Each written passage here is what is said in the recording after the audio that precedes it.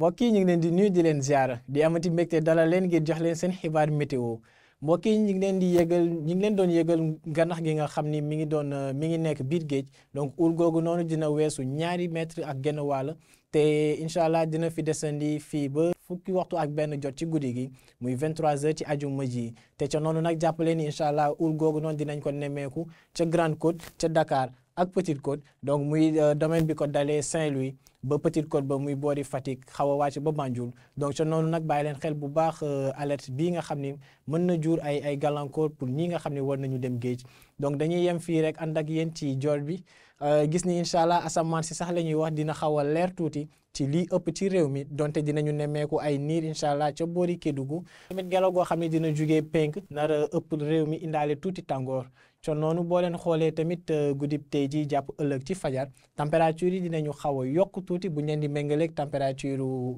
guddi yi weesu te ca noonu nag diggante Ndakaaru Thiès ak Mbour ñu ngi fay yaakaar am ay température yu nar a toll ci 20 degré comme minimal ci digg réew mi température yi nañu xaw a yokk tuuti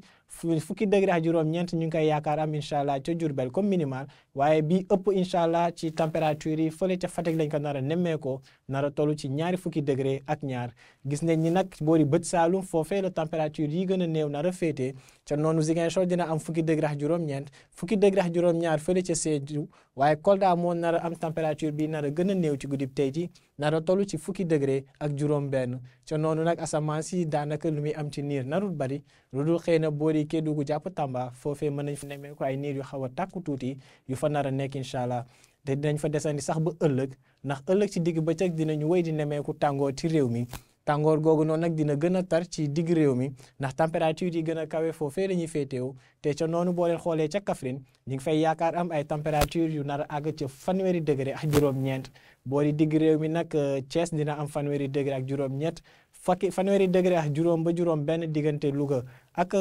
Diourbel ca noonu tamit bët Saalum lu mel noonu dañ fay yaakaar ay température yoo xam ne dinañu toll ci 20 degré ak juróom benn ba sax 20 degré ak juróom-ñaar dañuy xool Ndakaaru moom température 20 degré ak juróom-ñett dañ fa yaakaar comme bii gën a kawe incha allah ëllëg te ca noonu nag jàppale ni moo nar a gën a néew ci li ñu nar a yaakaar am incha allah ci réew mi yëpp donc mbokk yi jàppale ni ba léegi gànnax gi ma leen doon wax ca njëlbeen dina fi desandi incha allah fii ba fukki waxtu ak benn jot ci guddib tey jii te noonu nag dina laal gox yi féetee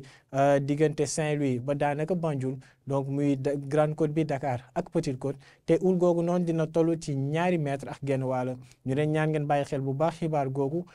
te tamit di leen yëgal ni tàngoor incha allah ëllëg dinañ ko yëg ci lii ëpp ci réew mi mën nañu yem fii nii rek pour xibaaru tey ji mbokk yi di leen ñaan nag ngeen wéy di topp xibaar yi dikkee ci ANACIM ci xarale yi di leen dig daje incha allah altine di leen ñaanal jàmm wasalaam